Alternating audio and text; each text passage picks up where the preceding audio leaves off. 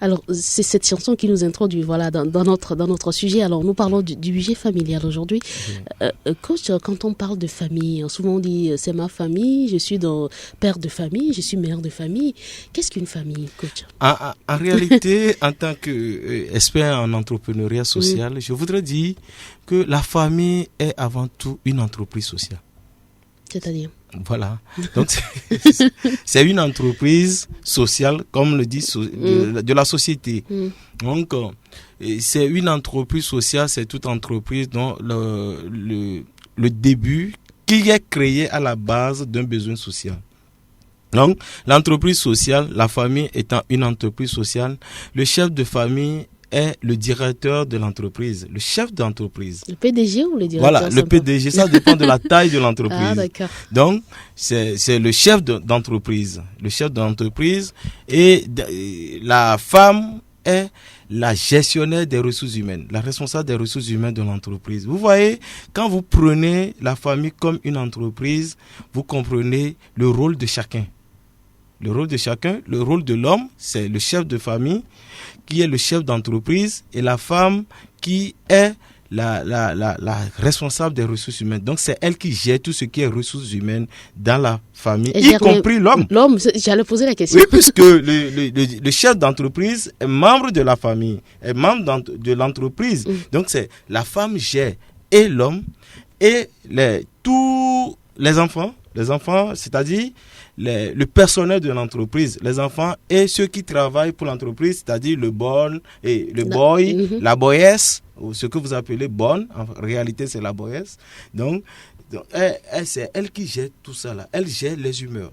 En fait, la gestion des ressources humaines aujourd'hui, ce n'est pas l'homme en réalité, mais c'est la capacité de production de l'homme. C'est-à-dire, c'est gérer le fort intérieur et le fort extérieur de l'homme.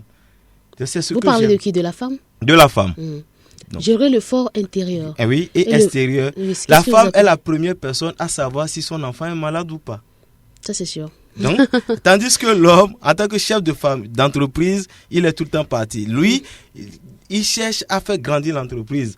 Donc, il est là, il va, il court de gauche à droite, chercher de l'argent pour faire grandir sa famille, mettre la famille à l'aise. Bon, mettre la famille dans de meilleures conditions. C'est le rôle d'un chef d'entreprise.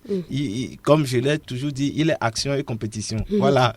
Maintenant, le budget familial se trouve être l'outil de gestion de la famille, de l'entreprise. Vous savez que toute entreprise a besoin d'un outil de gestion. Oui. Pour que l'entreprise puisse aller de l'avant, il faut un outil de gestion. Et le budget familial est l'outil de gestion de l'entreprise, c'est-à-dire le fonds de roulement de l'entreprise. Voilà. Donc, j'ai voulu prendre un schéma pour expliquer aux auditeurs. Pour que nous puissions mieux comprendre, en fait. Mieux comprendre. Donc, avant de parler de budget familial, il faut savoir que la famille se présente comme une entreprise sociale. Une entreprise sociale. Voilà. Oui. Alors, nous parlons du budget familial. Le budget familial est composé de quoi et de quoi? Qu'est-ce qui compose les composantes? Les composantes du budget familial. Voilà. Dans les composantes, nous avons deux grandes composantes, si vous voulez. Il y a les recettes et les dépenses, comme toute entreprise. Donc, là seulement qu'à ce niveau, il n'y a pas les fils, il n'y a pas la fiscalité, mais il peut en avoir, on peut en créer.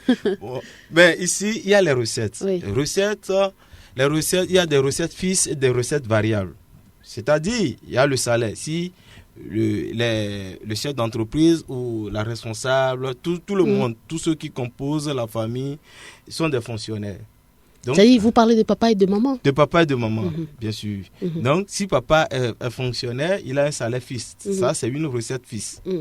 Maintenant, en dehors de cette recette fixe, il peut y avoir d'autres moyens de gagner de l'argent qui ne sont pas de moyens informels nécessairement, mais il y a d'autres qui sont pas fixes. Ça peut venir ce mois et ce mois pas. Voilà, donc de la même manière, la femme, si la femme elle est fonctionnaire, il y a les recettes fixes. Mais si les deux ne sont pas fonctionnaires, donc là les recettes sont variables. Et dans ce cas, il faut faire très attention. Parce que Et si la femme, elle est commerçante, vous voyez que ça varie, ça oscille. Ce mois, on peut avoir assez d'entrées, l'autre mois, moins d'entrées, ainsi de suite. Donc, il faut savoir comment calculer les recettes pour pouvoir fixer le budget familial. Donc là, il faut franchement une formation de 2 heures pour mieux expliquer ça aux participants. Une formation de 2 heures. Voilà. Donc, voilà ce qui concerne les recettes. Donc, d'accord. Pour les recettes, c'est vrai que nous sommes en train de parler du budget familial. Oui. C'est vrai, vous avez parlé des recettes fixes et aussi des recettes variables. Oui. J'aimerais qu'on s'arrête un peu sur ce côté-là. Oui. Alors, on a dit le budget familial, ce sont des composantes. Il faut mettre entre papa et maman. Vous avez parlé d'une entreprise. Quand on parle d'entreprise et on parle des responsables, il doit y avoir une cohésion et aussi donc la gestion. Alors, comment est-ce que les deux, papa et maman, doivent se prendre pour pouvoir avoir de l'argent Oui, c'est ce que j'expliquais, que le papa est le chef d'entreprise et la maman, elle est la responsable des ressources humaines. C'est-à-dire pour recruter dans l'entreprise, il faut que la direction, l'administration travaille avec les ressources humaines pour voir ce qu'il y a dans la caisse. Quand on parle de ressources humaines, y compris la comptabilité. Vous voyez tout ça là. C'est tout ça là que la dame gère. Donc, savoir que dans notre caisse, on peut avoir et faire même des projections. Donc, il faut qu'il y ait une entente. Il y a la symbiose. Je dirais même l'osmose. D'accord. Alors, coach, nous allons aller dans le concret. Oui, on est déjà dans le concret. Oui, mais pour l'instant, d'accord. Nous allons encore aller davantage dans le concret. Oui. Alors, dans le couple, par exemple, il y a papa, il y a maman. Est-ce que papa, vous venez de dire que nous devons travailler, papa et maman doivent travailler en symbiose. Est-ce que maman doit savoir nécessairement combien papa gagne à la fin du mois, par exemple? Pas nécessairement, mais avoir une idée, à peu près. Pas nécessairement, parce que ne faut pas confondre le budget familial à la communauté de biens. Communauté de biens veut dire que tout l'avoir de papa, il le met dans la caisse commune, tout l'avoir de maman, elle le met dans la caisse commune. Et tout le monde décide des dépenses ensemble, des dépenses à effectuer ensemble. Ça, c'est la communauté de biens. Cela n'a rien à voir avec le budget familial. Le budget familial, c'est de l'argent mis, comme je l'ai dit, c'est l'outil de gestion de la famille. C'est la caisse commune dans laquelle tout le monde met une participation par rapport à son avoir mensuel. Si papa gagne 1 million le mois, ou bien je prends un cadre A du Togo. Oui, bon, je dis, 1 million, c'est les cadres exceptionnels. Donc, combien gagne 1 million au Togo? Non. Donc, voilà. Donc catégorie A, à peu près, tourne autour de 200-250 000. Donc, on ne demande pas à papa, le budget familial ne dit pas à papa de mettre tous les 250 000 dans la caisse commune de la maison. Non. Mais il y a un pourcentage à mettre, un pourcentage conséquent. Comment le pourcentage là peut être défini? C'est ça, le pourcentage est défini par rapport à ce qu'on gagne. 80% ou 75% de ce que vous gagnez, vous le mettez à la disposition de votre famille. Pas en bas 40%? Non. Parce que tout à l'heure, quand on sera au niveau des dépenses, si c'est moins que 50%, vous ne pourrez pas faire face aux dépenses. Alors, supposons que par exemple, dans le foyer, vous venez de dire que ce n'est pas... Bon, papa, la dame peut ne pas avoir des informations sur combien gagne... Elle doit avoir des informations. Vous avez dit une idée? Une idée, oui. Voilà. Mais c'est des informations. Des informations. À savoir, est-ce que vice-versa? Oui, vice-versa. Monsieur aussi doit Monsieur peut montrer même sa fiche de paye à sa femme. S'il y a la confiance, elle est mutuelle. Papa sait que maman gagne 300 000, un peu plus. Maman sait que papa gagne 300 000. Parce que si votre femme n'a pas une idée de ce que vous gagnez, elle va vous créer plus de dépenses que ce que vous gagnez. Les hommes pensent se protéger en ne disant pas à leur femme. Non, c'est la pire manière de se protéger en cachant son salaire à sa femme. Le mariage fait de vous une seule chair. C'est-à-dire, quand tu caches ton salaire à ta femme, c'est à toi-même que tu caches ton salaire. ça veut dire que tu as des intentions inavouées. N'est-ce pas? Je ne sais pas. Si, c'est ce que ça veut dire. Ça traduit des idées inavouées, des intentions inavouées. Je gagne 100 000, mais je ne peux pas mettre tous les 100 000 dans la caisse commune. Non. Je mets 80 000 dans la caisse commune et je garde 20 000 sur mon compte. Parce que nous sommes en Afrique. Nous sommes en Afrique. Nous n'avons pas... Le centre de la famille nucléaire n'est pas si développé en Afrique. Vous comprenez? Je comprends. Donc, je ne mets pas tout dans la caisse commune. Je mets 80% ou 70%, tout minimum, dans la caisse commune. Je garde 30 à 20%, 20 à 30% pour mes besoins personnels. Pour mes besoins personnels. Madame également. Si vous ne le faites pas ainsi, vous voyez, habituellement, qu'est-ce qui se passe? L'homme dit, non, moi je paie les factures. Et tu gères les denrées. Et tu gères la cuisine. Tu gères la cuisine. Moi, je paye les factures. C'est de la tricherie. Pourquoi? Je vous explique. Au marché, les prix changent à chaque saison. Vous voyez? Et ce que l'homme donne ne change pas habituellement. L'homme, lui, il donne 60 000 francs pour le mois. Pour la popote. Pour la popote. Mais il s'est fait que cette année, les pluies ont manqué. Et le maïs a grimpé. Le prix du maïs a grimpé. C'est passé à 60 000 francs le mois. Ça fait 2 000 francs par jour. Un calcul rapide, mental. Donc, et si déjà la dame doit acheter du maïs à 800 francs, ça reste combien? 1200. Comment elle va gérer? Elle est obligée de sortir assez d'argent de sa poche pour compenser. Et malheureusement, les femmes le supportent par amour. Et c'est quand il y a problème... Pourquoi malheureusement? Malheureusement, parce que l'éducation africaine demande à la femme de se soumettre à son homme. Je suis d'accord. La Bible l'a dit aussi. La Bible l'a dit. Oui, mais la Bible ne s'est pas arrêtée là. La Bible a dit aux hommes d'aimer leur femme comme le Christ a aimé l'Église. Et là, en tant que théologien, je vais plus loin. Quel est cet homme qui est prêt à se sacrifier pour sa femme? Parce que le Christ s'est sacrifié pour son Église. Donc si cette thèse, on doit la soutenir, les hommes se trouveront en déphasage. Parce que je ne verrai pas un homme prêt à mourir pour sa femme. On le dirait sur les lèvres. Mais dans la pratique, l'applicabilité posera problème. On continue. Il faut que, quand il y a budget familial, et il y a changement, la variante des prix, là, vous discutez. Et le monsieur sait que, au marché aujourd'hui, habituellement, je demande aux femmes d'avoir un cahier. Cahier de dépenses. Cahier de dépenses. Tout à l'heure, on sera sur les dépenses. Il faut avoir un cahier de dépenses.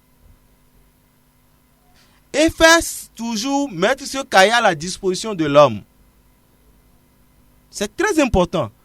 Mettre à la disposition de l'homme. Mettre à la disposition de l'homme. Mettre à un endroit où l'homme, en passant, il peut jeter un coup d'œil là-dessus. Ou bien là-dedans. Ça crée un climat de sérénité dans la maison. Vous voyez, le budget familial est fondamental. Parce que ça vous éviterait les dépenses subsidiaires. D'accord. Alors, nous avons parlé de l'homme qui doit mettre, vous avez dit 80-70%. La femme également. Pas l'homme seulement. Vous m'avez dévancé. Alors, c'est la question que j'allais poser. Supposons que dans un couple, monsieur gagne, disons, on prend un exemple, 100 000. Oui. Madame gagne 300 000. Oui. Comment ça doit se passer? Oui. Madame, c'est dit que ce n'est pas la voix qui définit la participation. La participation, elle est fixe, c'est-à-dire de 70 à 80%.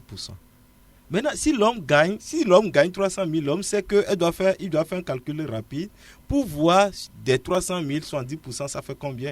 Il met dans la caisse commune. Et la femme aussi doit mettre 70 hein? Oui. Pourquoi?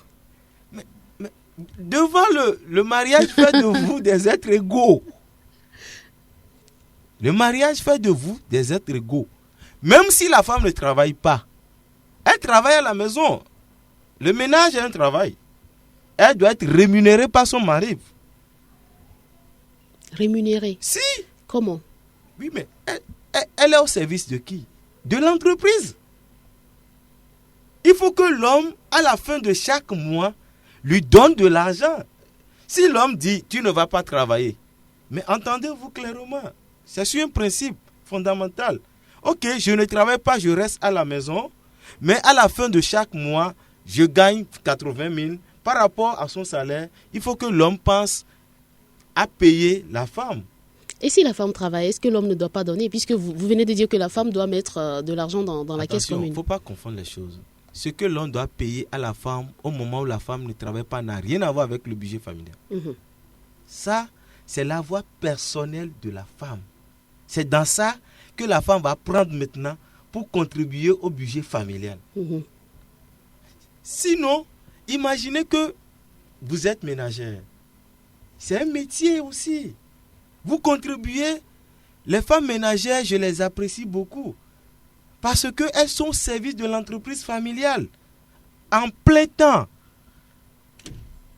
Mais habituellement, on ne voit pas. En Afrique, on ne voit pas leur valeur. On dit, mais elle est à la maison, elle ne fout rien. Elle ne fout rien. Mais ce n'est pas vrai. Ce n'est pas du tout vrai. Prendre soin des enfants, veiller aux petits soins des enfants, c'est un sacerdoce. Oui, mais maintenant, on dit les mentalités ont tellement évolué et vous êtes homme, hein, vous le savez, vous le pensez peut-être. Hein. Oui. Alors, les hommes, quand ils vont vers les femmes, ils regardent un peu pour voir qu'est-ce que tu as fait. On demande ton nom et la deuxième question, qu'est-ce que tu fais? Qu'est-ce que tu fais dans la vie? C'est une question qui est très importante parce que... Puis après, on demande ton numéro. Mais quand tu ne fais rien, on ne demande même pas le numéro. On continue. Parce qu'on se dit, bon, ok, oui, ça, c'est un parce que dans le foyer, comme vous venez de dire, il faut contribuer, il faut que l'homme donne un peu et que la femme aussi donne un peu. Alors, pour que ça puisse, pour qu'il y ait réellement, pour que l'homme puisse être réellement allégé. Quoi. Vous voyez, Geneviève,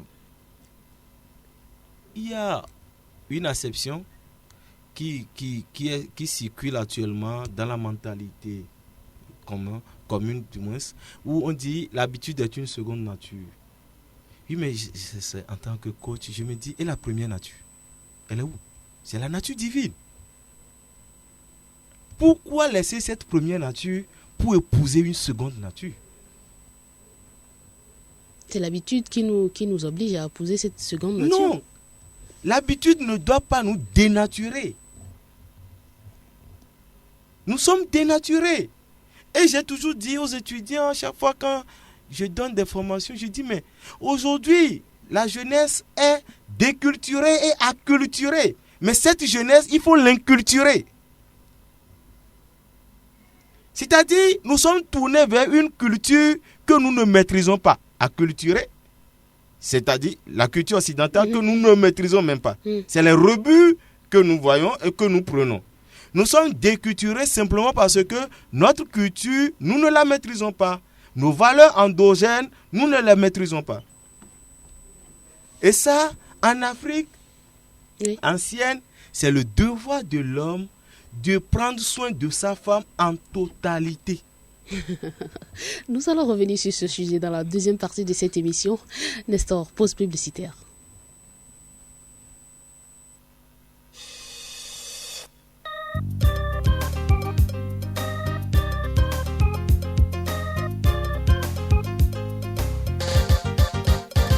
Savon bi bagbubu ya boss ya ma chama play der asan. Nso projo kaka e chikora me. Hey play na sa. Savon Abiba. No more savon pa mi le savon se Abiba oe. Il elimine les odeurs corporelles yo wo. No bi ne mu play asa Abiba bi mai la onu kunu na wo. E so na baza na u be na nya de bela wo la. He una nya su Abiba da. Savon Abiba. E ko na baza me, ye so na me ta. Savon Abiba. Elle non mais nous sommes les défis mais la méga au romain. Oh, akbakui. Elle est tout dans le béca de nyaga ku papa. Anyama. Guatana odore malor, na somena odore mauvais. Na guatana odore malor, na somena odore mauvais. Abiba, tout naturellement possible.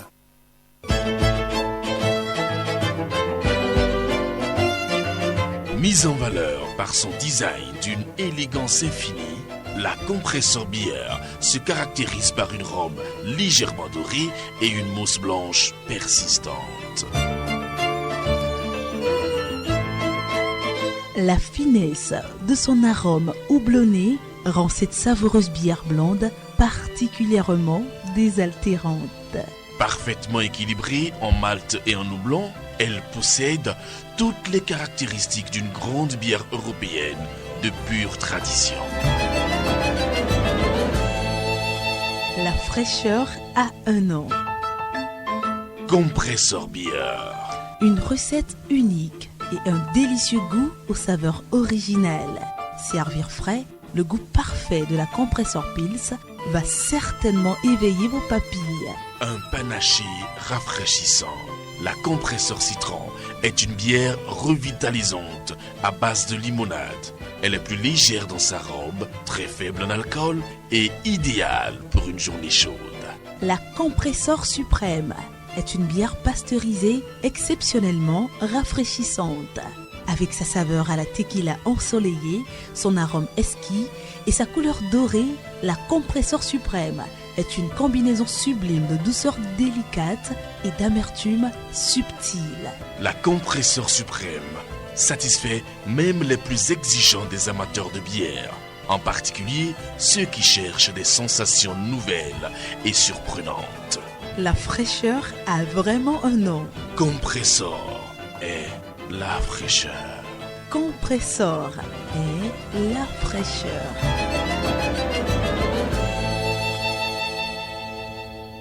Vous avez dit 3G ? Pour vous simplifier la vie, Togocel vous offre de nouvelles tarifications de forfait 3G. Ainsi, désormais, pour la navigation sur les sites, vidéos en ligne, envoi et réception de mails, vous avez un forfait de 20 mégas par jour à 200 francs seulement. Un forfait de 1 gigaoctet par mois à 5000 francs. D'autres forfaits sont également disponibles. La 3G de Togocel vous donne l'avantage de naviguer et de télécharger beaucoup plus rapidement et en temps réel des données. Avec la 3G de Togocel, restez toujours connecté au haut débit partout et à tout instant. Togocel, le leader. Yo, eke gbanye aya. Non. Nya mate jasiri nya ajiolo. Nkebe nya yo. Fofo vi nou ke tutwe le jo. Yo, nyon de kata ema biokwa. Yeko ongulo no bang. Ongulo avo. Oba ongulo tike ke maso dofu nyon na chamborinti. Super glamour. Ongulo super. Ongulo amour are. Aloma tike ko so do na funu nyon no enwa. Nya le sese ne lo. Tike be nya ke yo. Super glamour. Yo, avoye ye de to ne nyonu. Nusu. Sore devi na mwenyi dada a chokwa glotutu de ti dede etrisi blema me de ti gan vonene ele jami adi o la tenton ne pepe kudu ano élégant mou le clo adi de pepe le nye et to vous sans la vopote onti mou oti o Nyao, avant, super glamour. Po, pas klom yime implément se bionyon nou tase. Super glamour a, egban doa se o patame, li avoto kenkenbo. Super glamour, avo li avo dome.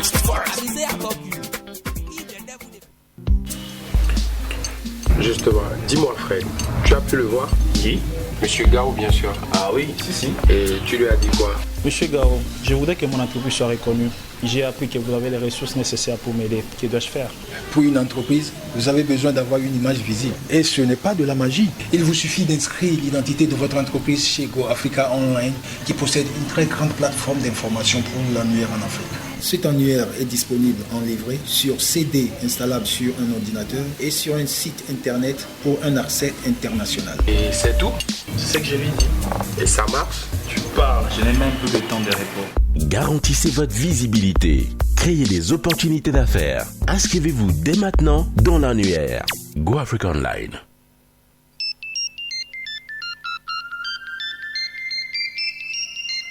Oh yeah, encore des clients.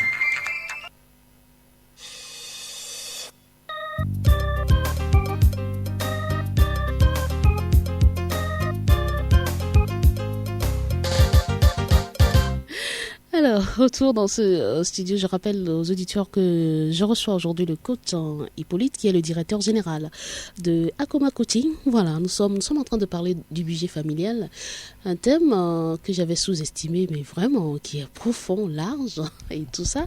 Alors, dans la première partie de cette émission, nous avons dit plein de choses. Nous avons dit ce que c'est que le budget familial, ce que c'est qu'une famille. Nous avons parlé des recettes. Nous allons maintenant parler des dépenses. Alors, coach, avant qu'on aille à la pause publicitaire, vous avez dit qu'un homme doit prendre soin totalement de sa femme. Oui. Oui. Ça, c'est Dieu qui le recommande. Aimer, quand on dit aimer, il faut prendre soin de sa femme. Quand vous dites prendre soin, c'est quoi? C'est faire quoi? Entretenir sa femme. Sur le plan physique, sur le plan moral, sur le plan psychologique. L'homme ne doit pas faire souffrir la femme. C'est un devoir. Dès que tu fais souffrir ta femme, les répercussions tombent sur toi. Quand vous dites faire souffrir sa femme, c'est quoi? Faire quoi? Il y a plusieurs manières de faire souffrir sa femme. Quand tu ne prends pas soin, tu négliges ta femme. Tu ne lui donnes pas le minimum. Tu ne lui donnes pas ce que tu dois donner. Par exemple, je le disais, qu'il y a de ces hommes, je m'excuse beaucoup, qui ont un taux qui fixe.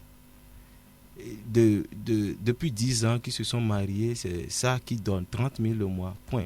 70 000 francs le mois, point. 50 000 francs le mois.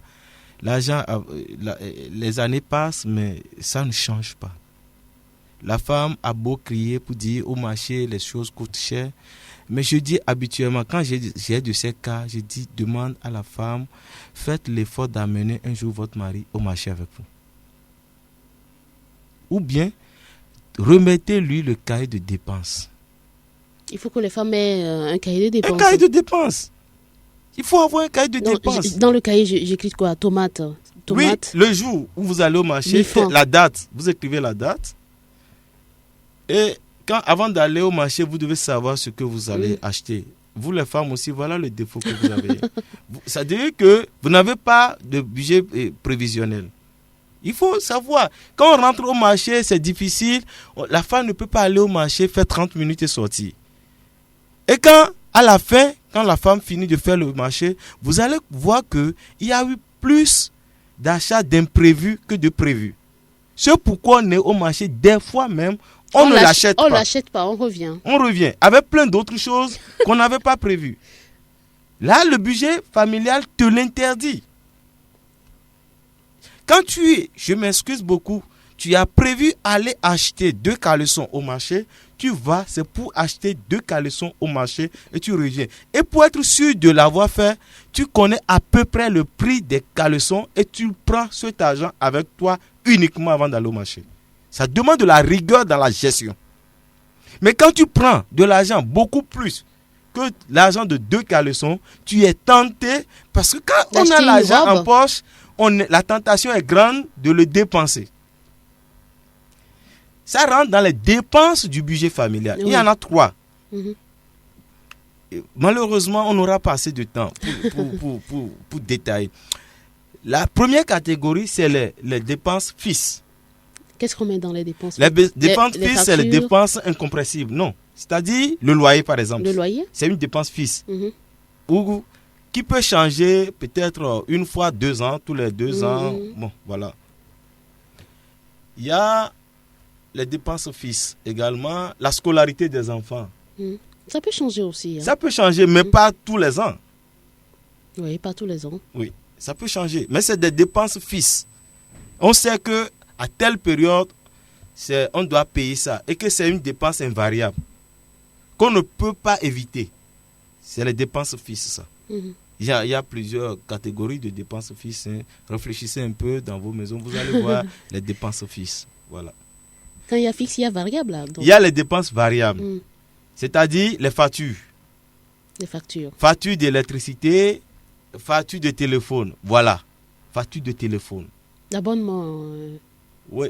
Et vous savez, avec l'utilisation des cellulaires aujourd'hui, c'est difficile de gérer ces factures. Facture de téléphone, surtout facture ça. de téléphone. Vous savez, acheter de crédit 1000 francs, 2000, 1000 francs, 2000. Arriver à la fin d'un mois à faire le point pour voir combien vous avez dépensé pour le téléphone. Il faut noter alors. Il faut noter. À la fin du mois, vous allez rendre compte que vous avez dépensé 50 000 francs pour le téléphone sans vous rendre compte. Et quand vous allez constater, et dès que vous allez constater, ou bien vous allez noter, il y a des appels inutiles qu'on fait habituellement. Je suis dedans. Un jour, je me suis amusé à voir mon coût de téléphone. Je me suis retrouvé à 80 000 le mois. Et alors, j'ai pris conscience. Au moment où tu achètes de crédit, je vais appeler tel. Alors que, habituellement, je dis à mes étudiants, prenez votre répertoire. Dès qu'il y a un contact qui ne vous sert pas, effacez-le. Ça peut ne pas nous servir aujourd'hui, mais ça va nous servir demain. Si c'est une fois l'année, donc ce n'est pas un contact utile. Le monde est basé sur l'intérêt. Toute relation est intéressée. Dès que la relation doit vous servir, vous l'entretenez. Mais quand la relation ne doit pas vous servir, particulièrement pour les hommes, il y a plein de téléphones, de numéros de téléphone dans le répertoire qui ne sont pas utiles, quoi. Suivez le sens de mon regard. Là, ça rentre dans la troisième catégorie des dépenses, c'est les dépenses subsidiaires. C'est les dépenses superflues qu'on ne doit pas faire. Mais habituellement, ce sont ces dépenses qui dépassent même les dépenses fixes. Je vous donne un exemple. Allez-y. Un monsieur qui roule une Touareg, qui doit lui coûter 15 000 francs de carburant par jour. C'est un exemple. Je ne le dis pas pour décourager ceux qui ont les grosses cylindrées. À la fin du mois, vous vous retrouvez à 450 000 francs pour le carburant. Mais les 15 000, on les sort par jour. On les sort on sans le s'en sent rendre pas. compte. On ne le sent pas. On ne sent pas. 450 000, c'est le salaire d'un cadre de banque. Alors que vous êtes un homme d'affaires, parce que vous vous dites que vous êtes un homme d'affaires, et que pour aller dans les affaires, il faut une grosse cylindrée pour qu'on puisse vous donner le marché. Vous auriez avoir une petite voiture pour aller au bureau, garer la grosse cylindrée, et quand vous avez besoin d'un marché, vous sortez la grosse cylindrée, vous allez, vous revenez. Peut-être vous le sortez une seule fois par semaine pour vos affaires, pour les rendez-vous. Et là, vous n'allez pas sentir ce coût. Et les 450 000, vous allez beaucoup économiser là-dessus et faire investir dans beaucoup de choses. Vous voyez, j'ai donné une formation du genre et un expert comptable était passé sur le budget familial. Il était là, moi j'ai donné l'exemple comme ça, je ne savais même pas qu'il y avait un expert comptable. À 6 h du matin, le lendemain, c'est lui qui m'a réveillé pour dire, coach, vous m'aviez eu, vous êtes un sorcier. J'ai eu une grosse cylindrée, je manipule les calculs, mais je n'ai jamais fait cette remarque-là. La dernière fois, je l'ai vu avec une A26. Et je dis, et la voiture, il dit, ben, elle est là. Et je le sors en temps utile. Vous voyez? Parce qu'on est dans une société de consommation. C'est pourquoi je dis on est acculturé. Parce qu'on pense que rouler grosse cylindrée, c'est la mode. On est dans la classe bourgeoise. Non! C'est du gaspillage en fait. C'est des dépenses superflues. Au même moment, à la maison, des fois même, on prive les enfants de petit déjeuner et on prend l'argent là pour acheter le carburant pour la grosse cylindrée. Mais parce qu'il faut sortir. Parce qu'il faut sortir. Non, vous voyez, là, vous n'entretenez pas votre famille. Et toutes les bénédictions ne vous accompagnent pas. Donc ça veut dire que quand on n'entretient pas la famille, les bénédictions ne nous accompagnent pas? Quand vous êtes un employeur, directeur de société, la première personne à payer dans l'entreprise, c'est vous-même.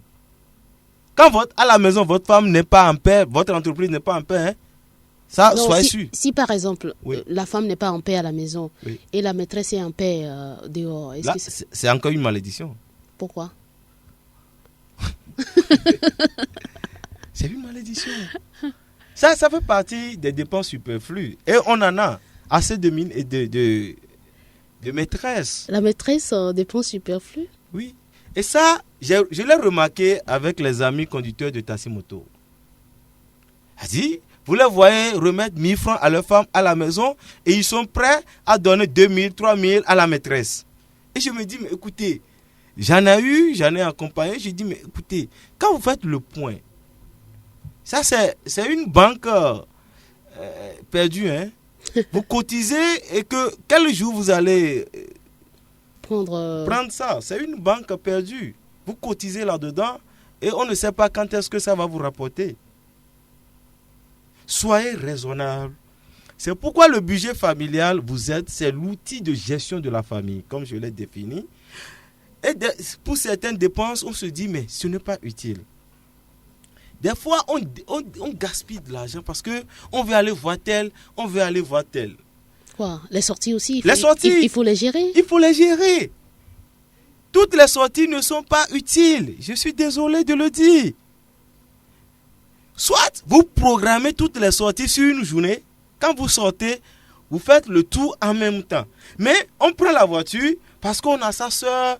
Il y a un ami que ça fait longtemps, on l'a encore vu à Avepozo. On quitte Adido Gomé pour Avepozo. Imaginez le carburant. Juste on perd 15 000 francs pour aller voir un ami à Avepozo à bord de sa voiture. Alors qu'on pouvait prendre taxi. 300 à Sigame, 300 à Avepozo. On marche. Parce que c'est recommandé, la santé nous demande de marcher 30 minutes par jour. Je marche, je vais chez l'habit, je reviens avec 1000 francs ou 2000 francs maximum. J'ai fait cette visite utile. Et j'aurais économisé sur mon carburant. Mais je prends ma voiture seule. Si je n'ai pas l'intention de sortir ma femme et mes enfants, pourquoi aller? Parlant de sortie, on a parlé de budget familial, c'est vrai. Et dans ce budget-là, qu'est-ce qu'on va mettre? Est-ce qu'il faut mettre aussi, parce que vous l'avez dit, hein, qu'il faut faire plaisir. Dans le budget, il y a les différentes catégories de dépenses. Dès que vous cotisez, c'est dans le tronc commun, là, ça fait face aux dépenses, aux différentes catégories de dépenses. Il y a les dépenses fixes, les dépenses variables. C'est-à-dire, parmi les dépenses variables, on peut mettre les sorties.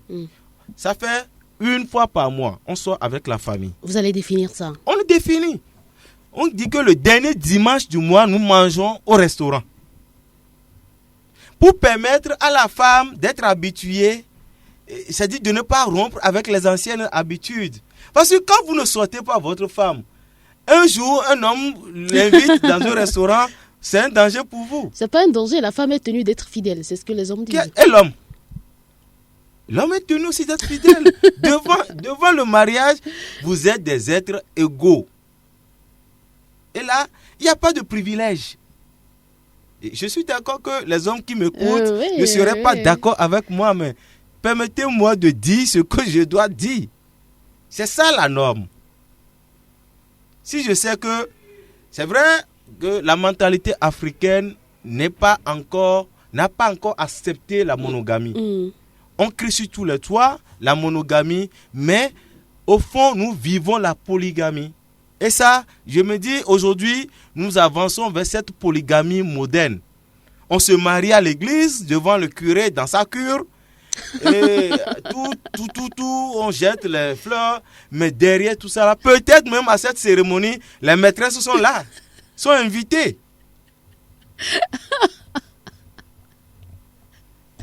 Et elles savent, avec la complicité de ces maîtresses, elles savent que la femme, elle est légitime, elle est la titulaire, mais les réservistes sont là. Vous voyez un peu, c'est le monde dans lequel nous vivons aujourd'hui. Mais il faut faire avec. C'est pourquoi, quand vous avez un budget familial, c'est un outil, c'est abstrayant comme un exercice. Un exercice de budget familial, c'est ce que je disais, qu'il faut une séance de formation pour mieux l'expliquer aux gens. C'est un outil, je l'ai écrit dans mon 10e livre qui va apparaître, qui va apparaître du moins à la fin de l'année. D'ici la fin du mois, je vais sortir les 5 premiers. Avec la grâce de Dieu, tout est fait, tout est prêt pour les sortir. Et dans le... J'ai même parlé de ça dans le 5e livre. Le titre même, c'est « Le mariage demeure-t-il un défi à relever ?» C'est le titre du livre. Et là-dedans, le dernier chapitre parle du budget familial, la gestion de la famille. Et l'outil, c'est le budget familial. Ça va sortir d'ici la fin du mois et que les auditeurs prennent leur mal en patience. D'ici la fin du mois, ils trouveront le livre. Et puis, puisque c'est à tout se faire avec un éditeur à Paris. D'accord. D'accord. Alors, nous parlons de budget familial. Vous parlez de temps en temps de cotisation. Est-ce qu'il faut faire avoir, je ne sais pas, une caisse à la maison ou qu'est-ce que vous mettez dans le il faut avoir une caisse à la maison, pourquoi pas.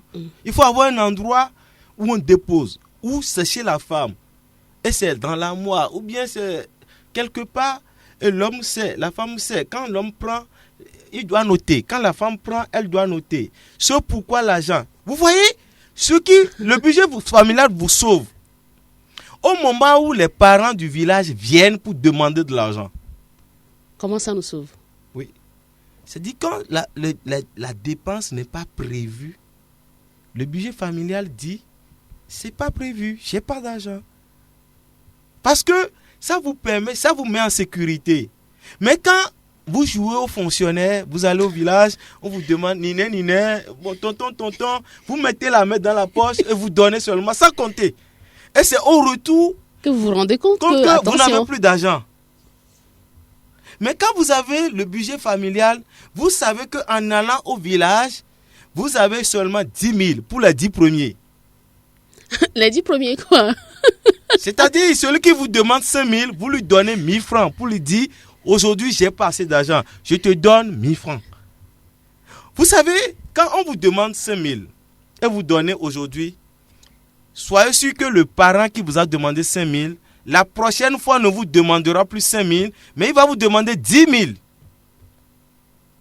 Mais s'il vous demande 5 000 et vous lui remettez 1 000 francs, en revenant prochainement, il va savoir que vous-même là, vous avez des problèmes. Vous savez, le danger qui guette les autorités politiques, c'est ça. On vient, on demande. Le jour où vous n'êtes plus aux affaires, c'est les mêmes qui vont dire, oh, il a été miné dans ce pays, qu'est-ce qu'il a pu faire? Il n'a même pas construit une maison. Donc, il faut savoir gérer. Le temps est contre nous, hein, coach. Oui, ça c'est le budget familial. Je n'y peux rien. Ça va très vite. Nous allons aller donc à ce point-là très important. Oui. Alors, il y a des femmes, par exemple, qui attendent de leurs hommes, par exemple, à la fin du mois. Vous avez dit, pour ceux qui ne travaillent pas, eh bien, il faut que l'homme pense à donner quelque chose à la femme à la fin du mois. Il y a des femmes qui travaillent, qui ont leur boulot, mais qui attendent à la fin du mois que monsieur donne peut-être, je ne sais pas, un peu d'argent pour sa pommade, pour ses chaussures et tout ça. Oui, c'est parce que c'est antithétique, hein, ma réponse. Quelque part, ces femmes ont raison, quelque part, elles ne l'ont pas. Elles ont raison quand l'homme, il n'y a pas un budget familial fixe, où le monsieur donne que 50 000, alors que ces 50 000 ne suffisent même pas pour les dépenses de ménage. Ou madame de Con n'a pas une idée de combien monsieur gagne, par exemple. Voilà. C'est pourquoi je dis, quand votre femme n'a pas une idée de ce que vous gagnez, elle va vous créer des dépenses qui dépassent votre capacité. Et habituellement, les hommes se fâchent pour dire, mais tu m'envoies voler. Mais qu'est-ce qui te coûte de dire à ta femme, voilà mon salaire à peu près, mais je ne te le donne pas. Je suis direct. Je gagne 300 000, mais madame, je te donne 200 000. Mais si tu es sous prêt, tu as contracté un prêt, il faut que madame sache que, oui, vous voyez, quand on parle du budget familial, ça fait beaucoup de choses. On ne peut pas faire un emprunt à la banque et acheter un terrain. Les gens vont dire, mais qu'est-ce qu'ils racontent? Parce que c'est la banque qui est propriétaire de votre terrain. Vous voyez, sous prétexte qu'on veut vivre chez soi, on travaille à Kazef par exemple, on contracte un emprunt, on s'achète un terrain à Zanguera. On construit à Zanguera. Et désormais, d'abord, pendant que vous êtes sous prêt, c'est la banque qui est votre propriétaire. Mieux, non pas mieux, ce qui est grave. Pire. Désormais, vous prenez la moto de Zanguera pour vous rendre à Kazef. Chaque jour, ça veut dire, vous tapez une 40aine de kilomètres à l'aller et au retour. Chaque jour, pendant 5 jours dans la semaine. Vous voyez, ça veut dire que vous mettez votre corps à rude épreuve. Et quand vous revenez le soir, vous êtes fatigué. Les devoirs conjugaux, vous ne pouvez pas répondre efficacement. Par rapport à ça, nous allons revenir. Hein, vous ne pouvez pas répondre parce sujet-là. Que ça fait 80 km. Mais c'est pas croyable. Et qu'est-ce qui se passe? À quelques années de la retraite, monsieur décède. Parce que vous vous nourrissez mal, vous êtes sous prêt. Et à midi, vous n'arrivez plus à bien manger. Vous devez manger aboraé, quoi. Arachide. Voilà, tout ce que vous voulez. juste pour tromper la faim. Et là, vous êtes exposé aux ulcères. Et le soir, vous devez manger la pâte, ce qui est lourd pour l'organisme la nuit, ce qui est déconseillé. Il faut manger léger la nuit. Vous voyez que, alors que le budget familial, quand vous faites un emprunt à la banque, il faut investir dans une affaire. Et c'est avec l'intérêt qu'on achète un immobilier. Parce que ça fait des dépenses fixes. C'est-à-dire c'est de l'investissement fixe. Passif, quoi. Ça rentre dans le passif. On dit non, il faut investir quand on commence par travailler, il faut acheter du terrain. Non. Oui, il faut construire. Le Togolais veut vivre, Non, chez non. lui. Alors, coach, Malheureusement, le temps est contre nous. Nous avons juste 2 minutes. Oui. 2 minutes, alors... D'accord. On me dit 5 minutes. Ok, merci. D'accord. D'accord. Alors, nous sommes en train... Vous n'avez pas répondu à la question. Vous avez dit que quelque part, les femmes, là, elles ont raison. Elles ont raison parce que le monsieur ne donne pas assez à la maison.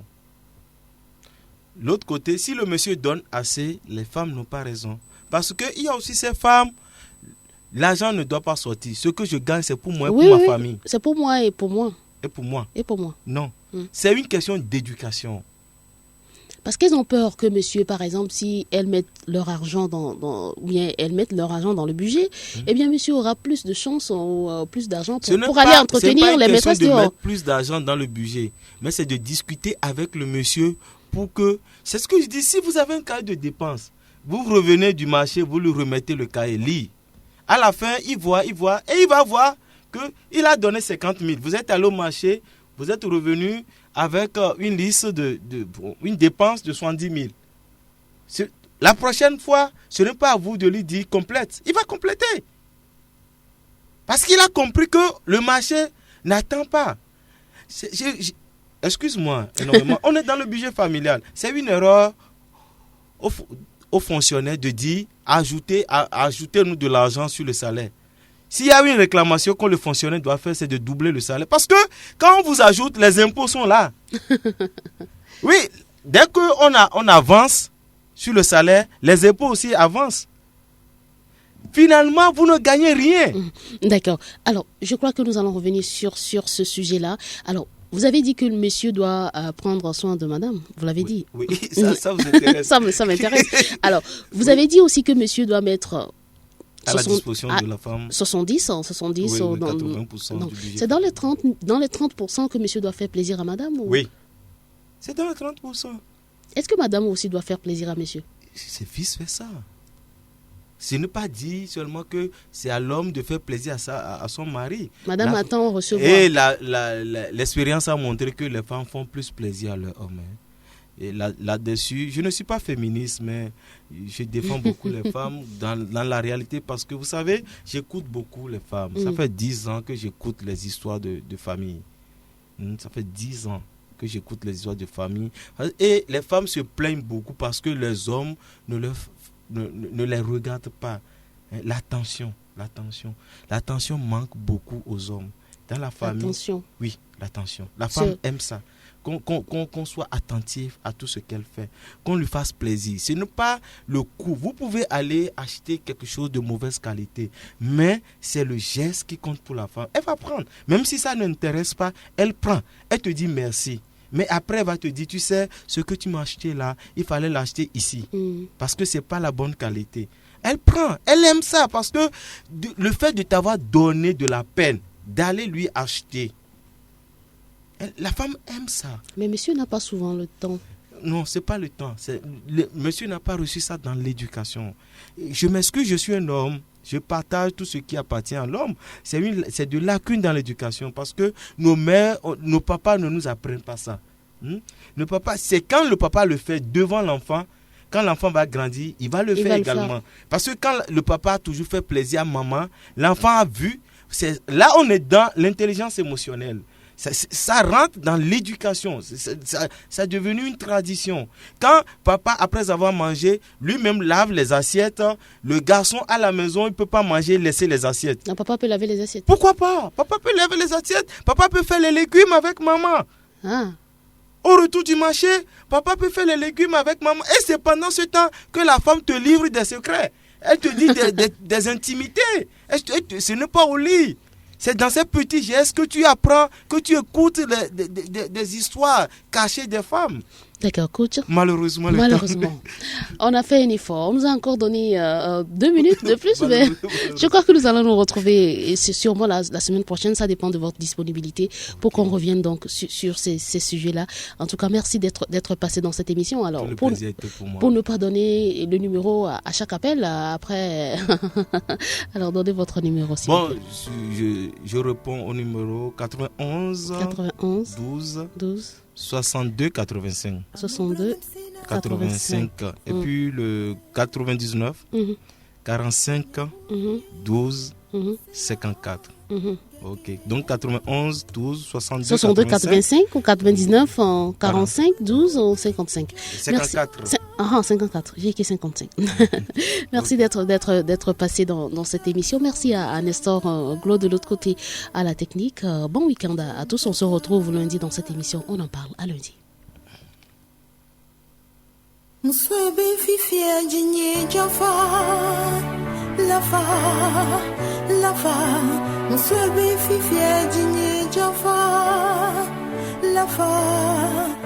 fa